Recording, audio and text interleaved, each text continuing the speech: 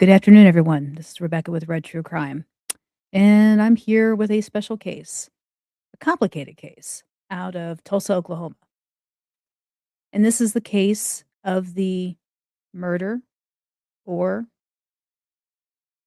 self defense with Sean Six. Why do I say it's complicated? Well, for obvious reasons. You've got a man who has a girlfriend, they get into a domestic argument, he leaves, he comes back.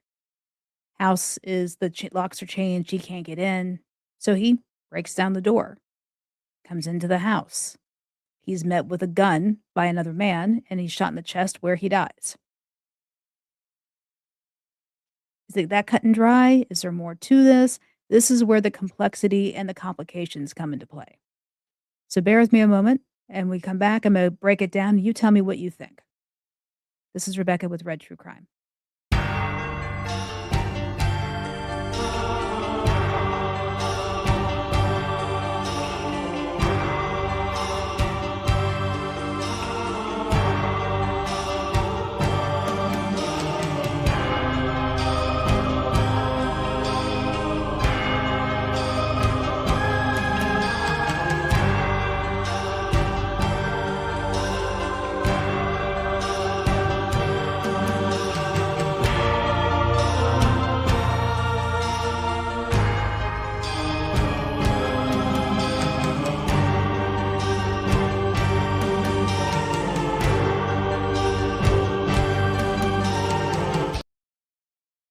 Thank you for sticking it out. So, here we go.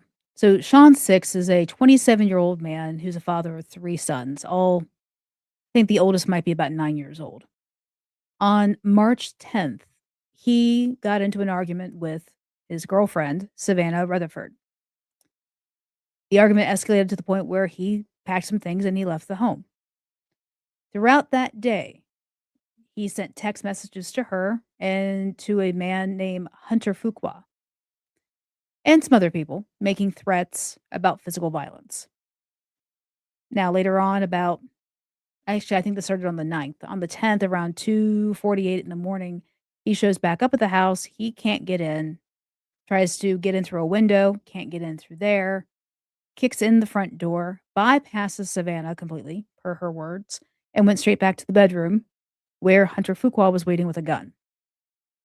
At that point, when Sean opened that door, Hunter opened fire and shot him in the chest. Now, as it stands right now, the Tulsa, Oklahoma police are saying it's castle doctrine, stand your own ground defense. That's what they're saying right now. And they're also saying that it's up to the DA to levy any charges against Savannah, Rutherford, or Hunter Fuqua in this case. They're claiming he was a volatile individual. He was in there to hurt somebody, if not kill somebody. These are things that's what Savannah and Hunter are saying. But the friends and family of Sean Six are saying this was a setup. He was taken out. This was set up to have him killed. So let's get into this. So here in the upper corner, we have Sean Six. This is the man that perished on March 10th, being shot in the chest, breaking into the home. This here is, you can see the screen on the ground right up there. That is the window he tried to get into. The bottom picture is the front door that he kicked in with a busted frame. And then you see in the other picture is a picture of the house itself. So there's that.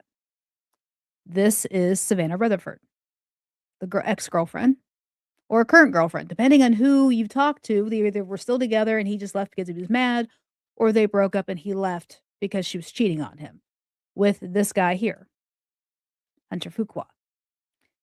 Now, Savannah's about 29 years old, Hunter's 24 years old. And I started delving into the court cases. So, you know me, I always go to the court records and see if there's a history of bad behavior. And the only thing I could find on Sean Six is that he picks really crappy women. That's the only thing I can find. He had recently been given full custody of his 3 sons from their mother, she had been accused of some pretty bad child abuse. So he has custody of the kids, and she was only seeing them through his mother with a supervised visitation because it was that bad. But outside of that, only other thing I could see on him is that he had some traffic infractions. Nothing violent, nothing aggressive. But Savannah, that's a different story. She had a recent run-in with the law, as you see right here. There was an emergency custody hearing where she lost custody of her 2 children to her ex-husband, and she has court-appointed visitation. She also has a history of assault with a deadly weapon, vandalism, so she's got a bit of a temper on her. And supposedly has also been a avid drug user, but I don't know how true that is. I was trying to there's a lot under her name, and it was hard to find, to be honest with you. But she is quick to pull restraining orders, to accuse people of wrongdoing, to make up things out of thin air. Her ex-husband, she put him through the gamut to see their kids, denying custody, prearranged custody exchange, and visitation on holidays, where he had to take her to court multiple, multiple times. And by the end of all of it, when they were done with their investigation, she lost full custody of her children and they went to him. And we all know that it's almost impossible for a mother to lose custody of her kids. And here she has done this. So she has lost custody of her kids. And the woman that Sean Six was with for several years and had 3 children with also lost custody of her kids. Common denominator is these are just crappy people. He keeps picking crappy women. So just bad. Now, his best friend, this guy named Daniel Nelson, has made it very clear that he feels Savannah set him up. And, you know, but if you look at this post here, it says, like I said in my previous post, I was waiting to come out and say something. I was sitting thinking of everything and putting all the pieces together, going back through text, So, he's like, yeah, he would get mad and he would yell and yeah, he'd get mad and throw things, but he didn't deserve to die. So let me say this.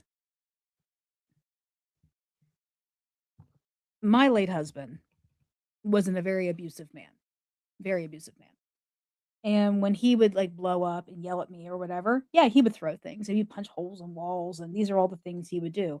And his grand result was at least I didn't hit you in the face, or you should be glad, it wasn't your face.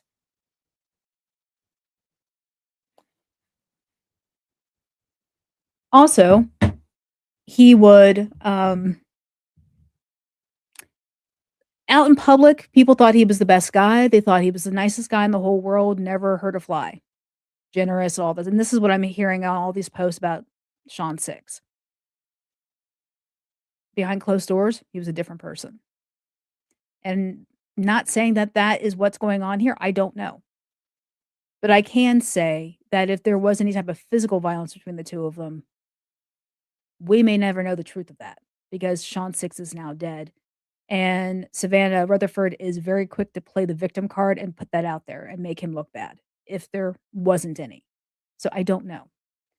I can safely say that this woman here probably brought out the worst in Sean Six.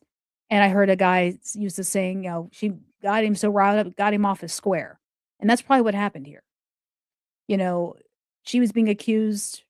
I mean, he found out she was cheating. She had been cheating. This guy's younger. Why would you kick the boyfriend out and then bring another guy over who's much younger and in better shape to protect you? Call the cops. Because you've pulled out restraining orders before, you've done protective orders before, this would be no different. But she never did this on him. So, what I don't understand is if she wanted him dead, what would be the end result? What would be the benefit? Because they were never married, and there was no life insurance that would go to her. So, I'm trying to figure that out. But I am chalking it up to as I think, um, Savannah Rutherford's got some mental health issues. She has been ordered by the court to have psych studies done on her. The guy, I just checked him out, Hunter Fuqua, and I didn't really see any domestic violence issues, anything like that, but like traffic, marijuana possession, stupid stuff like that. Young guy stuff. So, unfortunately, Sean lost his temper, kicked down a door, and got shot. I don't think he deserved to be killed, but I don't think it was out of pure, preservation of life that they did what they did. I do believe there was some type of setup, to get him arrested and make him look bad. 'Cause he had no criminal record, he really didn't. Other outside of just speeding, he didn't really have a criminal record at all. And for him to get custody of 3 children from their mother, they don't do that lightly. So, there's more to this story. I do find it interesting that Savannah and Hunter both left town immediately after this happened.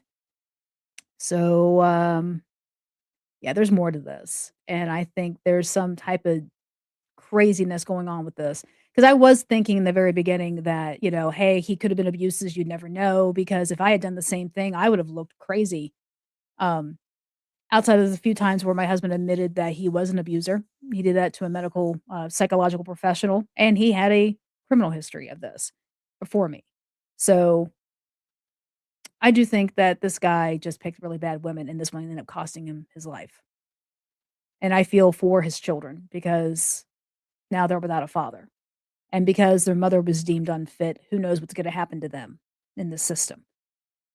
But, yeah, that's my take on this so far. I'll be keeping an eye on it because, like I said, it's up to the DA to levy charges, but right now the police are kind of parlaying it into a Castle Doctrine, stand your ground defense type situation. The house was in her name, the lease was not in his name, but he legally lived there because he had been there for a year. Um, but there's just so much drama between her, Savannah Rutherford, and his ex. I mean, filing protective orders against each other. I mean, there was just a very toxic situation going on there, and it blew up, and it just took him out in the same time. And it's a damn shame because he seems like a nice guy. Because I mean, look at him. I mean, he just seems like a nice guy. But unfortunately, now his 3 kids have no dad. So that's my take. That's my brief few-minute take. I've been looking at this thing for hours, looking through court records after court records, and it's just he picked crappy women, she's a toxic individual and probably crazy, and he is dead because of all this.